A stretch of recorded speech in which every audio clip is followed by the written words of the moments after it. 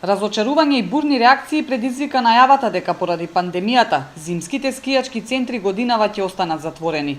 Сдруженијата велат дека ова е намерна одлука на владата за и годинава сезоната да помине без одговорност на надлежните за упропастувањето на зимските центри, наспроти нивните постојани ветувања дека нешто ќе се инвестира.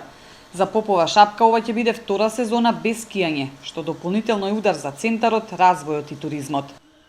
Значи, ако може да функционира во Србија Копалник или во Банско, во Бугарија Банско, зошто да не функционира и ова тука? Тоа е една оправданост за да не работи, бидејќи не се спремни, бидејќи ски жичарата од 10 милиони евра не е во функција, истата има голем проблем, технички проблем, така затоа и тие ќе го искористат ова можност за да не преработи и ски центарот. Туризмот и економијата пак едва ги чекаат овие сезони. Одлуката да не проработат скијачките центри ќе има негативен ефект, сметаат професорите по туризам, кои патем апелираат државата сериозно да се заангажира за нивен развој, но не само на хартија. Веќе кога се работи за инвестиции, за проекти, да биде реално, не само во хартија да остануваат значи, проектите и да немаме ние ништо, пошто ние ги губиме секоја година што повеќе ги губиме туристите, не дека немамо потенцијали.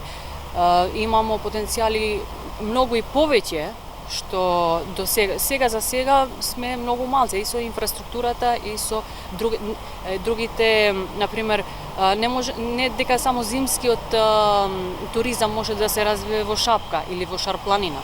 Имаме и други видови на туризам, како што е алпинизам, рурален туризам и така натаму.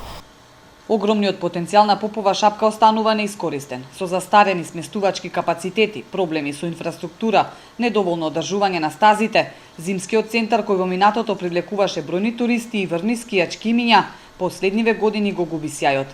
Веќе со години не се одржува ниту традиционалниот шарпланински куп, кој важеше за еден од најстарите меѓународни надпреварувања на Балканот.